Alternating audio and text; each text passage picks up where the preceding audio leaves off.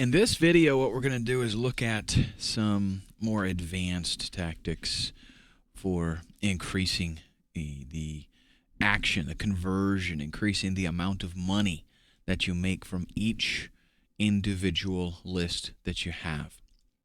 First up, you want to educate your subscribers. That is the goal of your email campaign.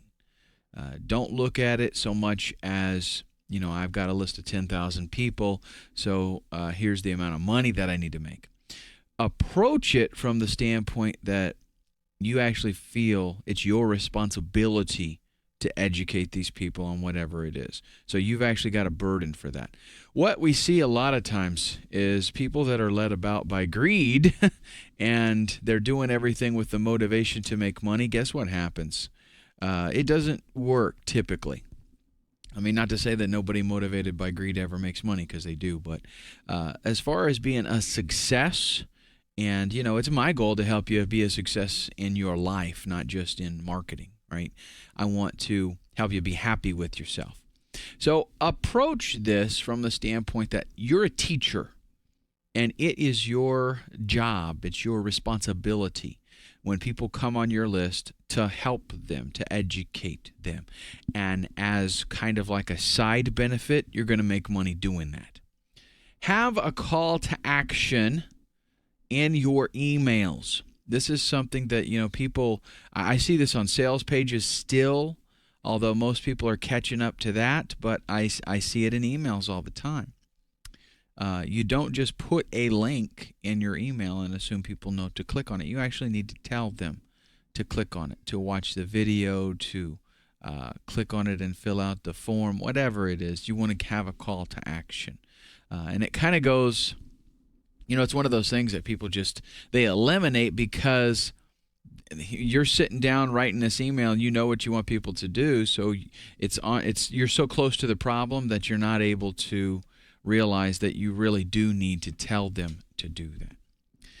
Attention-grabbing subject lines are very critical in your marketing campaign, because it doesn't matter how good your offer is. It doesn't matter how good what your, maybe you've got a free webinar for them to sign up and watch, and it's going to be very valuable. Even the copy in your email could be really, really, really good. But the fact is, if your subject line isn't good and doesn't grab their attention, they're never going to read about the webinar. They're never going to sign up, and they're never going to get that good content that you're giving them. So an attention-grabbing subject line is critical. You have to be careful with the things that you put in the subject line, because there's kind of like there's a very fine line in attention grabbing and spammy, which if it's spammy, then they'll never see it. So here are some things that you want to do and some things that you don't want to do to help your subject line be attention grabbing but not violate any other rules. One is, don't use the person's name in the subject line. I know, we all see this, and there are people that still teach that you need to do this. But listen what I am finding here. First, let me tell you the premise of why they do this. Because spammers generally go out and they just harvest email addresses. So they typically don't have people's first name, whereas as a legitimate marketer, I ask for their first name and their email address, and they give it to me. Okay, same thing for you. So as a distinction, some marketers, actually a lot, started using their first name. Our autoresponder allows us to pop in a first name from what the people filled out. Allows us to pop that in kind of like a little placeholder thing. So my email might say, "Hi, John, check this out," whatever. Well, the thing is that the spammers really couldn't do that. So a lot of marketers started utilizing that tactic. The thing is, how often, if you're writing an email to a friend, how often do you put their first name in the subject line? Probably never. More than likely never. So the thing is that while that did work for a little while, because people were like, hey, they saw, my name is there, and that was kind of new. Well, it's gotten old, and people pick up on it way too quickly. So it's just, I generally don't like using somebody's name even in the emails unless it is with the normal flow of the conversation. Because what you want to focus on is that your email seems very personal and it seems very much one-on-one. So it's okay to use the name in the email with the placeholder there, right? I do that myself. But you don't want to use it just for the sake of using it. You want to use it when it seems appropriate. Target the audience, meaning figure out exactly what it is that they're looking for. What have they opted into your list for? And deliver exactly that to them. So if you've got a list of internet marketers, and let's just say that you're in the internet marketing list. If you are going to promote maybe a product for free traffic generation, or a product on pay-per-click or social networking, something like that, you want to cater that specific, get in mind who it is that you're trying to reach and specifically give that to them. If your audience is, let's say that it's some kind of weight loss thing, okay, or fitness, something like that. You want to address them. When I say targeting the audience, you want to actually address them, pull them out of the crowd, so to speak, even though it's going to fit your whole list. In other words, if you're wanting to target internet marketing newbies, then you actually state that. You need to target them for internet marketing newbies, for advanced internet marketers. Here's a tactic for advanced internet marketers. Because you'll have all types on your list, right? Let's say that you're dealing with a fitness, health and fitness kind of niche, and there's a product that has come out that would be beneficial to stay-at-home moms. You want to actually mention that. So you want to, because what's going to happen is actually, I'm going to be showing you how to segregate your lists and make smaller lists of individual, circumstances. Like the list, you might have a general health and fitness list. But then what you'll have underneath that is you might have something that is, you might have another list that is specifically for men.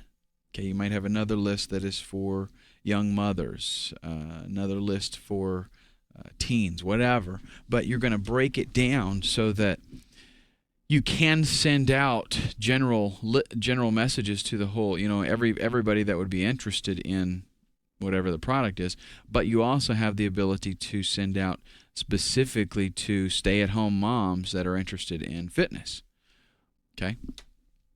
Use power words like new, exclusive, fast, unlimited, things that carry a weight with them, things that attract people and that have some emotion involved in them. You're going to use those in your subject line. Notice also that I did not capitalize any of those words. Don't capitalize the first letter of each word. Why? Well, because it looks too much like a corporate style email. It looks too much like an email that they get from some online business or something.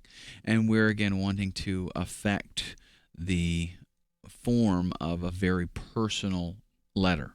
Every one of your autoresponder messages should seem like, one rule of thumb that I go by is I write my emails with the expectation that people are going to read them and feel like I just sat down and wrote that to them and they'll actually reply. So if I have a series, an autoresponder series, and I don't get replies back, then I go back and rework it because I'm missing something if that's the case. I'm happy when I start to get replies from people that say, hey, thanks for telling me about this or whatever.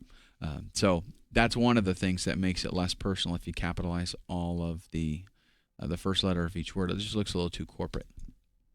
Don't use crazy characters and excessive punctuation. I will show you an example of this in a minute, but people try to write, make things look funny with using punctuation and symbols and try to grab attention, and they really don't. People detect that as spam. They don't even read it, and the spam, the engines that weed out email and detect spam, a lot of times they pick that up and the person never even sees it anyway. Avoid using the word you in a subject line. Here again, because we don't usually write the word you in a subject line, the spam detection software is kind of picking up on that. And so this is a way that we can, help to avoid our message getting pulled out, right? And that's what we want to do. Every opportunity, every little thing that we can do to increase deliverability is going to help with conversions. If I have a list of 10,000 people and 5,000 of them never get the messages that I send out because they get, pulled by spam engines, then that's going to affect, of course, my conversions. I can say I sent out 10,000 emails and I had 100 sales, but really I actually got 5,000 of them actually sent out. So we want to try to increase deliverability as much as possible. Now here's some bad subject line examples. This is what I'm talking about with funny characters and excessive punctuation. It's just annoying. People just look at it and they don't pay much attention to it. Avoid excessive claims also. John, you can make $40,000 this weekend. Here again, use the name and capitalize all the first letter of each one of these, and I made an excessive claim. That seems pretty unbelievable. And in fact, when John sees this, he's going to think, okay, this is some kind of, Publishers Clearinghouse type of thing. Because just the way that it looks, the formatted and the claim that it makes.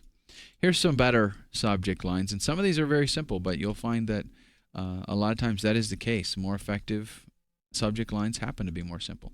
Only 3 spots left. Piques curiosity. It seems a little more personal because it's mentioning part of what's going on, and definitely when they see this, they're gonna say, 3 spots left for what, and they're gonna go ahead and read it. I used this and it worked. That's another real simple one. These subject lines, really, folks, what you want to do is, number 1, seem personal.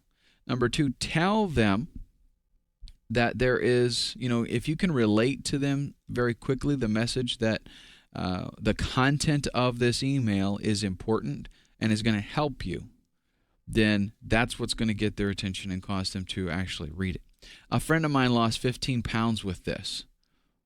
That's, again, if you're in the weight loss diet, something like that, somebody's going to read this subject line, and it's going to take them, 2 seconds to read it, and they're going to go, okay, I want to read this email.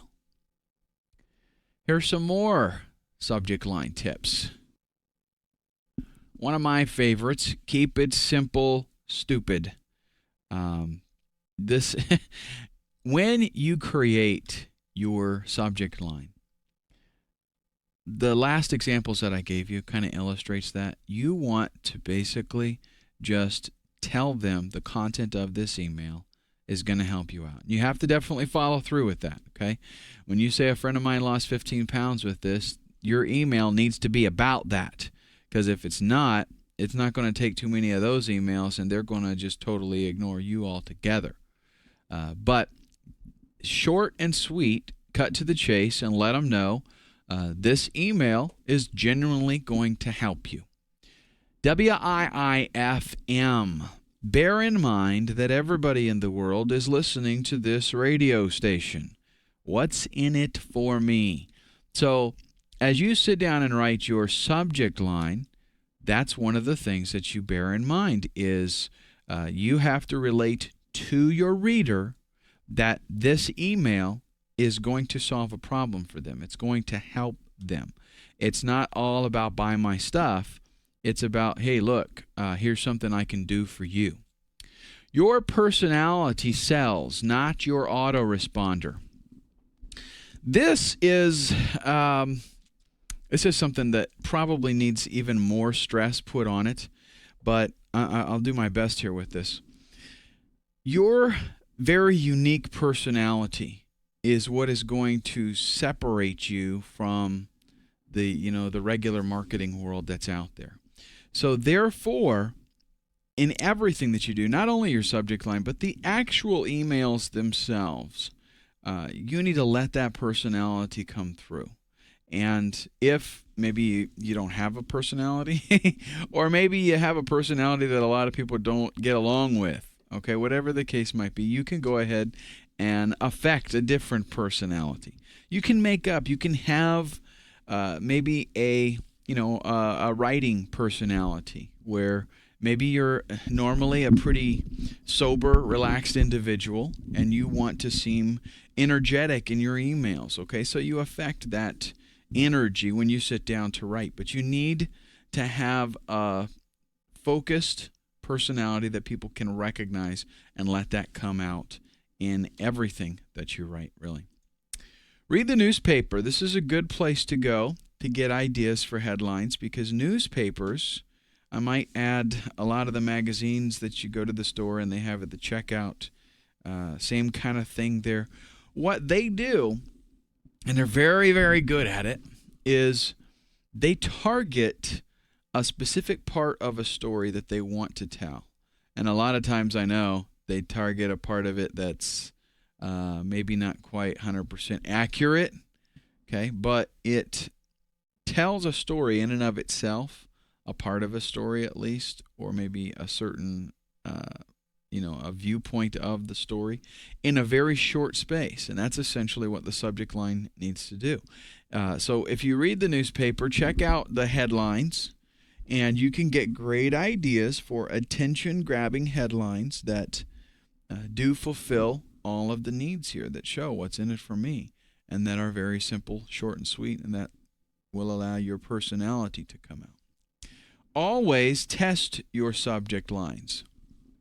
This is definitely, I'm not going to say it's the most important thing, but it's definitely one of the top 5 of successful email marketing campaigns. You need to make sure that you, at every phase, you're making tests.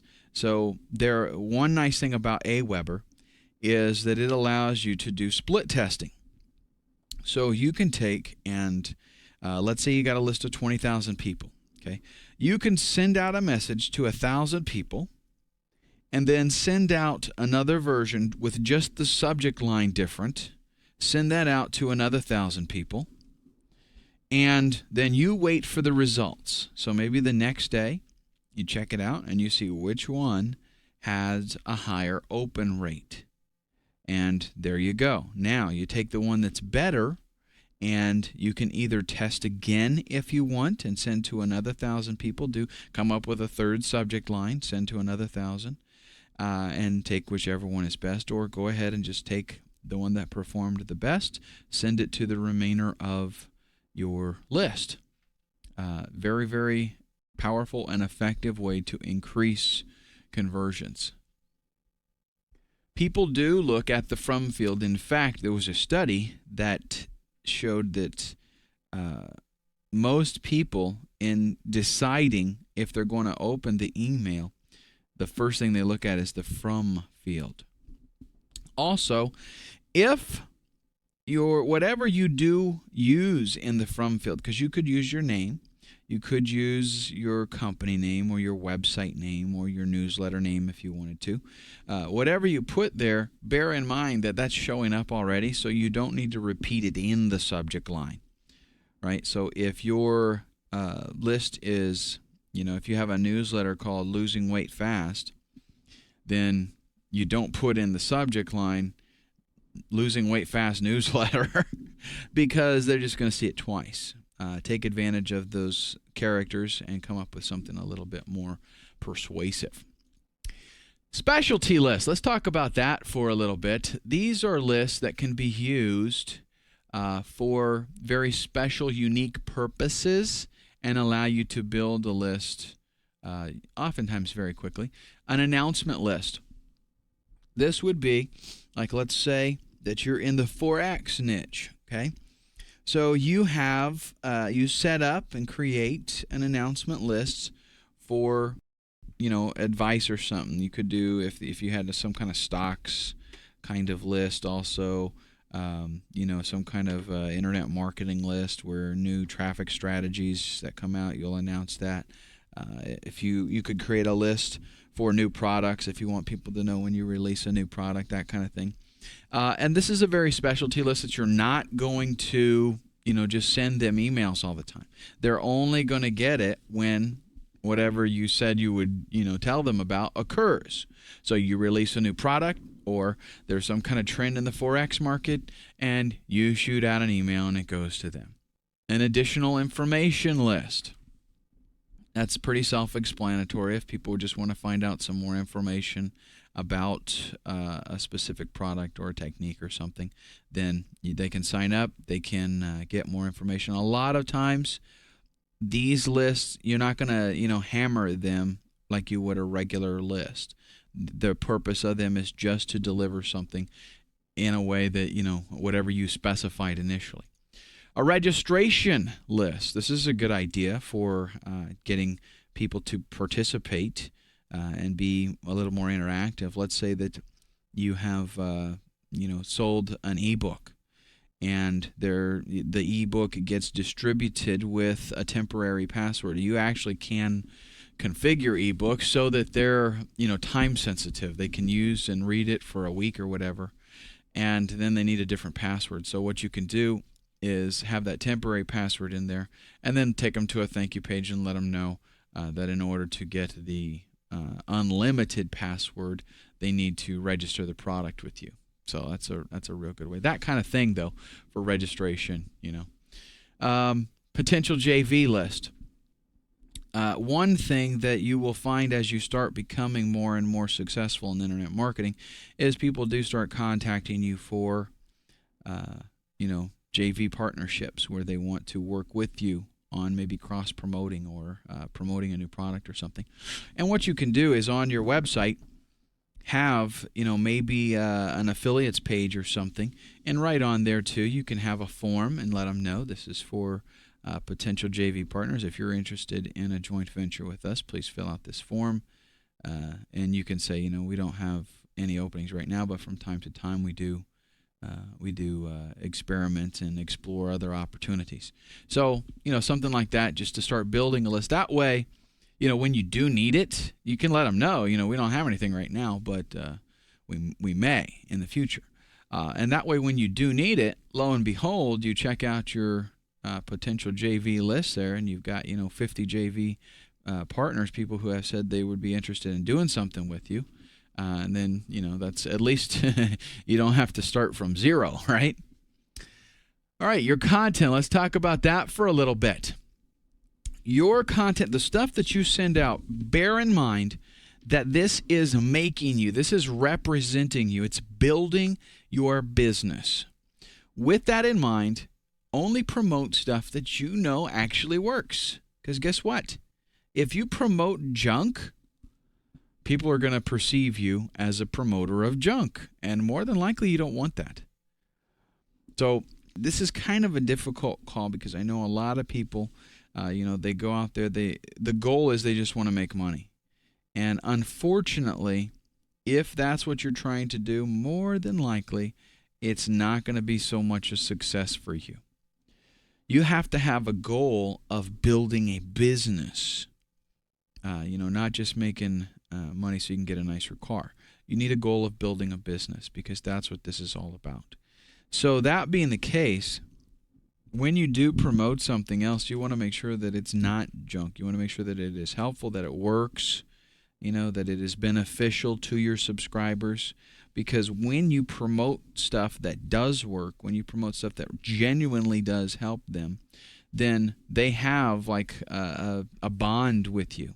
When you promote something that is junk and they try it out based on your recommendation, what do you think that does to your image?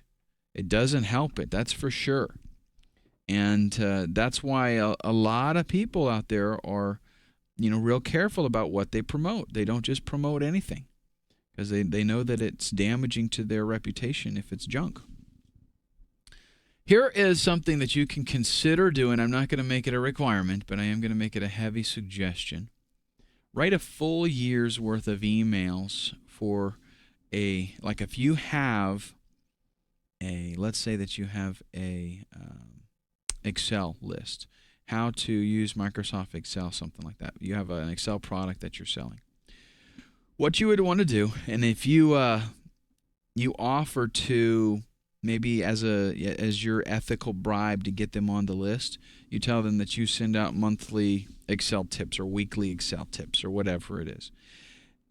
Actually compile, get a whole year's worth of those things already in the autoresponder setup. I know it sounds like it's going to be a lot of work, but listen, it's going to take you a few days to do it, and you're going to be set for a year. So that's going to allow you to focus on other aspects of your business. It's going to relieve you immensely. You would not, you can't even imagine how much so, because you will have that working for you for the next year without having to worry about it. And again, we want to let the personality come through there. So it's not the autoresponder that is doing the selling. It's what you put. It's the content. It's the personality that you put in there. And if you have a whole year's worth, it's just going to be such a big help to you. So you might not necessarily do it for all of your lists, but try to do it at least for one. And I think once you do that, you'll be like, that was a big help to me. So I'm going to sit down and do it for the other ones. Use an unadvertised bonus on your confirmation page. This is a killer over the top, secret.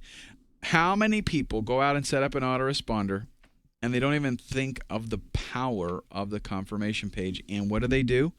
They use the one that's supplied by the autoresponder company, like AWeber. Just a default generic page that says, hey, thanks for signing up. Check your email. What a waste. That individual just opted in to they just overcame a huge hurdle. That is the time when you want to hit them up with something else. So go to the trouble of creating your own confirmation page, put it on your server, and give them an unadvertised bonus, something that they didn't expect. You didn't say anything about it, but it's a freebie that's just going to be, beneficial to them. You are building at that point, you're building a very strong trust relationship. They're going to be like, hey, he is just awesome giving me all this stuff. And the next time you send out something for them to buy, they're going to be 100 times more likely to do it. Give your subscribers something that they can give away to somebody else. Why? Because every one of your subscribers will then become essentially an affiliate of, it might even be a free affiliate, like they just work for you. They're your salesperson. In your ebook, maybe you give them an ebook and then you tell them, feel free to distribute this to your friends, because in your ebook, you have links. You have links back to your site. You have links back to products that you're selling and that you're promoting. So you're just giving it to them and tell them, feel free to, give this to friends. Bribe plus traffic equals opt-in. This is an equation that it just doesn't fail. You need to have an ethical bribe. Nowadays, just about everybody has learned you have to give away something in order to get people to opt in. Used to be in the old days, you could get away with it as long as you had an opt-in form. People would come there and they would actually opt in. But now people are getting so much junk mail. Pretty much everybody knows I got to have something to give them in order to get them to opt in. What's going to separate you from the yahoos out there, the small timers, is having a good quality bribe. Something that, they can't just, like, for example, how many times do you opt in to something and what you get is like a 3-page ebook that looks like a kindergartner wrote it, or somebody from overseas and you can't hardly, read everything. Or it's a 3-page ebook that has 8 pictures in it and 20-point text, so the text is humongous, and it says the same thing like 3 times. Okay, so when you have a bribe like that, when you have an ethical bribe, they judge you based on that first impression. They judge you based on what they get from you. Okay, so he's stingy, he's skimpy, the content isn't really even that good, it didn't teach me much. So they unconsciously associate you with that and the future products that you try to promote and sell to them. So what that means is your product, your free product that you're giving away, needs to be exactly that, a product. It needs to be something that you could sell online because it's that good. It gives them that much information, and the quality of it is very good. What I highly recommend, and anymore now, I don't even think I have any, let me think real quick. I don't think I have any free app. There's one free offer that I have that is still an ebook. All the rest are little video mini courses because that is, that's what works. You just get yourself a copy of Camtasia, PowerPoint, do a presentation just like what I'm talking about here, but you give them maybe a 10-minute, 5 or 10-minute lesson, and if you do a series of those, tell them that they're going to sign up for a 5-day video mini course on, perfecting your racquetball swing, whatever. And the content of it, again, needs to be of the quality that you could sell it. It needs to be that good. So what they do is, in their mind, here's the way it works. If his quality is this good on the stuff that he gives away, I can only imagine about the stuff that I actually have to purchase. So when the time comes and you do send them the opportunity to buy something from you, they're going to jump on it because they're going to be like, his free stuff is so good.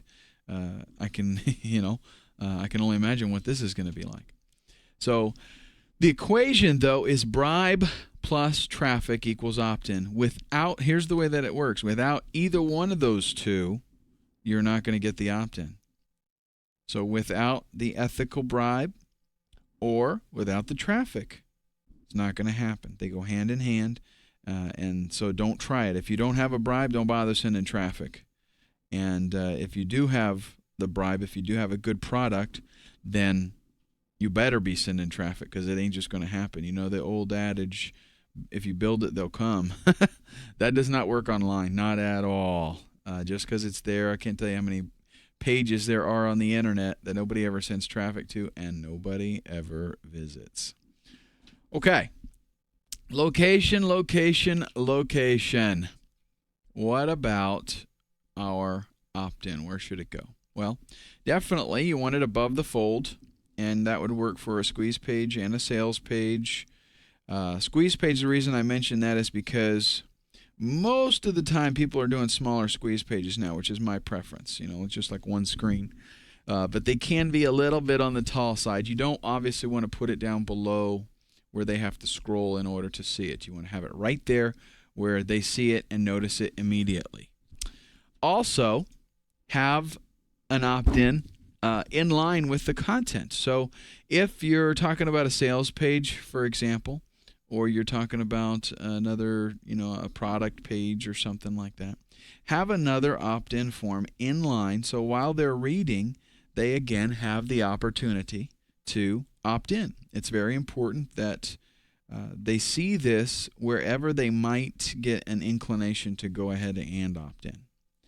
Also consider, this is something fairly new that I have seen. I haven't been able to do this on any of my opt-ins yet, but I do have it in the works. Put the opt-in form in the video. I use a whole lot of video in my marketing, and this is one of the things that I'm getting ready to implement here within the next couple of weeks, actually, is creating a video with an opt-in form. Now, that requires a little bit of flash programming, and if you can't do it yourself, if you're not inclined to technical stuff, then you'll have to have somebody on like rentacoder.com or elance.com do that part for you. But the way this works is not having, and it's still fairly new, okay, so you can get on it pretty quick, but typically what people have, and I'll just draw it for you real quick.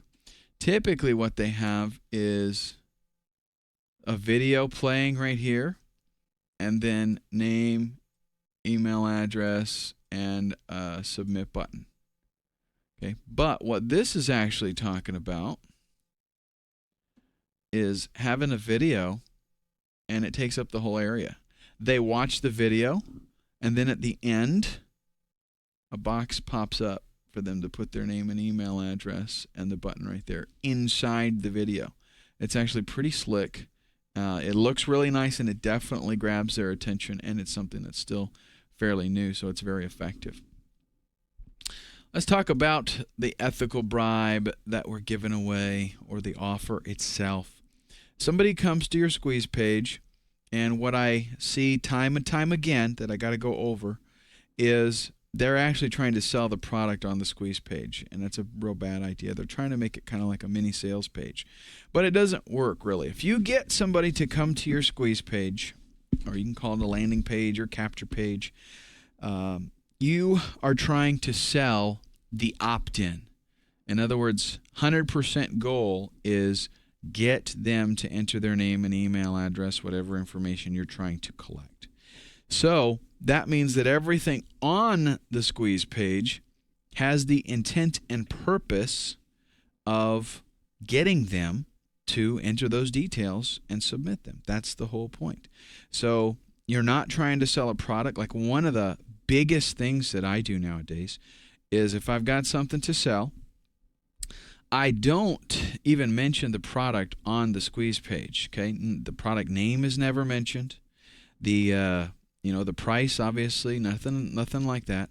What I've done is I've created a little mini course, a video course that they can watch, that's going to give them some really valuable information that's related in that niche. So I know that if they would be interested in this certain product, then they would be interested in receiving the information that I have. So I've created the mini course, and what I'm selling is the opportunity for them to learn, to better themselves. People tend to buy.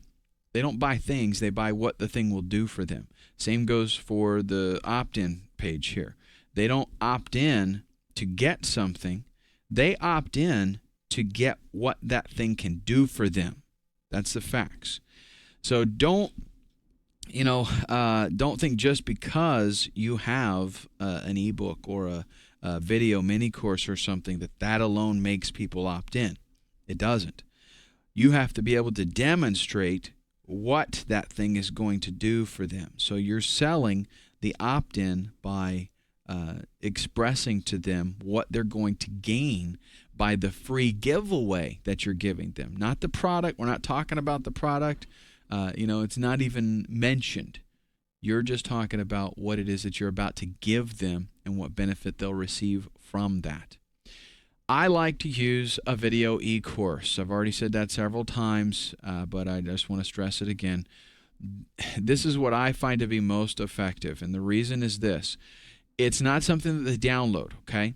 A lot of times with an ebook, you will give them a link where they can download it. If you do it smart, at least you will send them to a web page where you have an opportunity to show them some other stuff, right? And they can, in other words, in your email, if you are using an ebook, do not put the link to download the ebook right there in the email.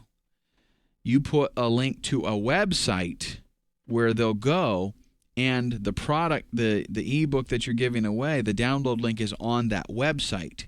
And they can go there and they can click and they can download it, but you've got other stuff there. Okay, so you've got them to come visit you again. And that's better. The more and more we can get people to be exposed to us, the more likely that they are that they're going to buy from us eventually. But what this is you set up the same thing. You set up a page. You can have day one, and it's set up on a certain page, and there's a video for them to watch. So they come and watch the video. But on the same page where they watch the video, you've got a link where they could download or where they could visit the sales page for the product that you're promoting. Maybe it's an affiliate link, or maybe it's a product of your own that you're selling. But right there when they watch the video, they have the opportunity to go and click and find out some more information. And you do that with every single one of them. Let's say you have a 5-day e-course. So the first email that they get about it, they got the link, they go to the website, they watch the video. There's a link there where they can find out some more information if they want to. And the second day, they get an email that says, hey, here's day 2, whatever. And they go to that page. And then they can watch day 2's video, and of course, there's the link again every day. It's they're getting exposed to the same kind of thing. But the videos, they're more engaging. People are much more likely to watch a 5 or 10 minute video than they are to read a couple of chapters in an ebook. Just because it's people tend to be lazy, and they like receiving information like that a lot. So especially if you can present it in a good quality and valuable information, they really like that. Let them know that they are going to expect future emails. So in your first email, generally when people opt in, you want to make sure that you're telling them you're going to get on my newsletter or whatever, and you're going to receive valuable information, blah, blah, blah. But definitely in the first email, you want to let them know too to expect future emails. A nice thing that you can do, a way that you can do that, is by helping them to know how to add you as a safe sender. Here's what a safe sender is. With everybody's spam systems and ISPs monitoring and trying to strip out spam and eliminate it and all this kind of stuff, they've developed what's called a safe sender. And if somebody has like an antivirus program or anti-spyware or something like that, and it's built into their their email client, or even if they're online using like Gmail and Yahoo and Hotmail and stuff like that, there is generally a way that you can specify that a certain email address is safe, and that no matter what they send, you want to see that email. So even if, in other words, if there are certain criteria that the email client or the anti-spam software is looking for, and I send an email to you and it has that criteria, maybe I did everything wrong, and I would normally throw up a flag. Well, because my email address is in your safe sender list, it's not even going to pay attention to any of that. It's just going to go ahead and deliver the email. So if you can show them how to do that for a variety of email clients and programs and stuff, have little tutorials or a little step-by-step guide, and let them know that they definitely want to add that in there, because you're going to be sending them valuable information and they don't want to miss it, that kind of thing. Provide ongoing valuable content. So with our bribe, our ethical bribe, we are going to give them some stuff that is, of course, of value. But at the end of that 5-day mini course, we're not going to just stop there. Okay, we're going to continue to give the people on our list valuable information. They might not be ready when they get to the end of that 5-day e-course. They might not be ready to buy for a lot of different reasons. Some people just, they move slowly. They don't act very quickly. So what we're going to do is to continue after that to provide valuable content that generally will help them out. Now, it doesn't necessarily need to be stuff that you would package and sell. It doesn't have to be like that. The e-course should be. Like, the e-course should be good enough that you could sell it on its own.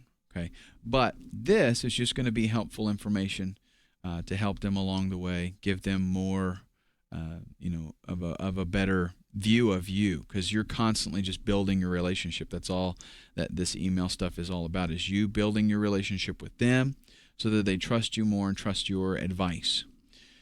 Here, I want to talk about the actual content of the emails. 300 words maximum length. And you might creep over that just a little bit if you have. I'm not saying if you finish an email that's 305 words, you have to cut the last 5 words off. Don't take it to that extent, but you want to stick to right around 300 words. Don't make it too long. And I'm not saying you have to do 300 words, by no means. Some of the most successful emails are very short. Maybe You did a video. As a matter of fact, I've got a good marketing buddy that what he typically does when he wants to promote something is he shoots a nice video and talks, to the people about the product and why he's promoting it.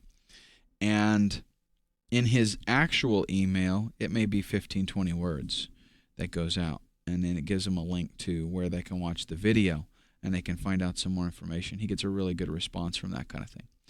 So it doesn't have to be long, but definitely you don't want it more than 300 words. 80% of your emails should be 100% content.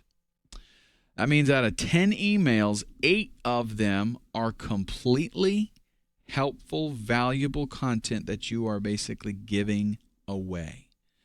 No charge, no obligation. You're not even trying to sell something. They're just completely informative and helpful. If, some marketers make the mistake of the only time people hear from them is when they're selling something. And it doesn't work. Response rates go way down. You need to build up a type of anticipation where these people actually are like, I can hardly wait to get another email from, John Marketer, because he's always helping me out. And it's good stuff. And so the next time your email shows up in their inbox, just because it's from you, they're going to read it. Doesn't even matter what the subject line is. Doesn't matter, how frequently you do it. If it's from you, I'm going to read it. So they open it up. And, if you reverse that and 80% of the times you emailed, you tried to sell them something, and then 20% you gave them free content, what's going to happen? Like pretty soon, they're not even going to read your free content because they have this feeling that if you're sending them an email, it must be about you trying to sell something. So they tend to ignore it. You don't have an opportunity to build that relationship with them. But if 80% of the stuff that you send out is free, helpful, informative content that they value, then they're going to read it. And then you will, of course, get them with the 20% that you send out. That's, hey, I need you to buy some stuff from me so I can stay in business. That kind of thing. 100% personality. Make sure that you shine forth in all your splendid glory. Be yourself, folks. That's what it's all about, because that's what sells. People act on emotion. Don't forget this. So in your emails, what you want to do is try to provoke emotion if you can, because there's actually, I did a training on left and right brain kind of things. It was actually on decision making, but one of the things that I discovered in doing research for that project was that your right brain, which makes emotional kind of actions, it reacts emotionally. Your left brain is logical, right? Well, your right brain actually starts to work on a problem 0.4 of a second before your left brain. So it gets kind of a jump. So that's why a lot of times when we see something come up, we make a quick decision and then we stop and think about it for a minute. Because the right brain said go, and then the left brain caught up and said, hey, hold back now. Hold on a second. But if we can, we want to try to get people to affect their emotions, and then they'll be using that right brain to make those decisions, which a lot of times is kind of trigger happy. So that works out very nice for us. Here's your goals, and this is going to be the last slide, and I'm going to close with some words of advice here on what you're looking for, what you're trying to get. Opt-ins on your squeeze page should be at least 30%. So if you're below 30%, then you need to do something about your offer. What we're talking about here is out of 100 people visiting your squeeze page, okay, or any page that has your opt-in form on it, out of 100 people, you need a minimum of 30 that actually opt in. So there again, if your numbers are below that, and really 50 and 60% is not unheard of. But if your numbers are below 30%, you need to tweak your offer and make it, it needs to be better. So you need to change something on the squeeze page to increase that, get it up. Open rates on your emails should be at least 60%. And I know that's going to sound like a shocker, but listen, if you're doing this right, if you are providing the kind of information that you should be, and you're doing your marketing homework, then that's the kind of open rate that you should get. Fact is, we will have deliverability issues pop up. We will catch people that are on vacation and they're not there to get their emails. But what I like to see is when I send out an email, 60% open rate.